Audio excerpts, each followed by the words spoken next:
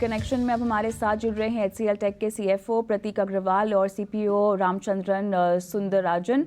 आप दोनों का स्वागत है इस पेशकश में। प्रतीक, आपके पास आऊंगी क्योंकि नतीजों पर हमें विस्तार से बात करनी है। PNP ग्रोथ 32% यहाँ देखने को मिल रही है और बेहतरीन नंबर दिखाई दे रहा है, लेकिन क्या इसमें कोई वन टाइम बंच भी शामिल है?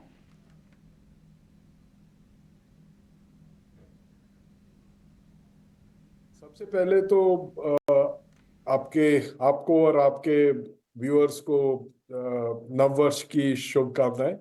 और ये हमारा हार्वेस्ट सीजन है, so happy Lohri, happy Makar Sankranti, Pongal and all the harvest festivals across the states. अब नंबर पे आते हैं, तो जैसा आपने पकड़ा कि 32% ग्रोथ रही हमारे पीएनपी बिजनेस में। उसमें कोई भी वन टाइमर नहीं है, it is just the seasonality. उस बिजनेस में जो सीजनैलिटी है, और वो सीजनैलिटी इसलिए है कि हमारे जो 7-8 हजार कस्टमर्स हैं उस बिजनेस में, सबसे ज्यादा कस्टमर्स को हम उनके रिन्यूअल इस क्वार्टर में होते हैं, और जब रिन्यूअल होता है तब हमें मौका मिलता है उनको न्यू लाइसेंसेस बेच पाए। तो इसलिए ये सीजनैलिटी है, और हर साल पिछले दिसंबर में भी थी, उससे पिछले दिसंबर में भी थी, तो इसमें कोई भी अचंभे वाली बात नहीं है। और दिस इज जस्ट सीजनैलिटी, कोई भी वन टाइमर नहीं है।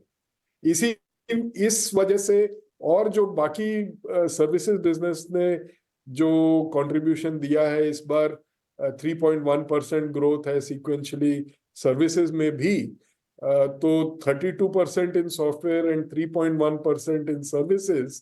जी प्रतीक, ये बताएं कि Q3 नतीजों में अगर हम ASAP और वेरिज़ॉन का कंट्रीब्यूशन समझना चाहे तो वो कितना रहा है? देखिए, एसैप तो अलग सब्सिडरी है, हमने एक्विजिशन किया है। उसका हमने बताया कि 1% एक्स्ट्रा इस क्वार्टर में आया है, तो ये जो 6% है उसमें से 1% एसैप से आया है, और बाकी 5% प्योर ऑर्गेनिक है। जो वेराइजन की आपने बात की, तो हम कस्टमर लेवल पे डेटा नहीं शेयर करना चाहते, बट मानने की बात है कि वेराइजन का जो 3.1% ग्रोथ आया है सर्विसेज में, या 2% ऑर्गेनिक आया है, उसमें सबसे ज्यादा हिस्सा तो मेगा डील से ही आया है। रामचंद्रन जी, इस बार कितने नेट एडिशन देखने को मिल रहे हैं, कुछ बताएं इसके बारे में। अगर हम ग्रॉस हायरिंग समझना चाहें तो Q3 में कैसी रही है? देखिए, नेट एडिशन इस क्वार्टर में 3,600 के ऊपर नेट एडिशन हुआ इस क्वार्टर में। उसका दो कारण है। एक, हमने जो फ्रेशर्स का जो ऑफर्स दिया है वो ऑनबोर्डिंग कंटिन्यू कर रहे हैं। उसका 3,800 के ऊपर फ्रेशर्स ऑनबोर्ड किया था इस क्वार्टर में। और वेराइजन का बड़ा डील है, वो सपोर्ट करने के लिए रिक्रूटमेंट तो लैटरल रिक्रूटमेंट तो किया ही था। वो भी एक दूसरा कारण है इस क्वार्टर का नेट एडिशन के लिए।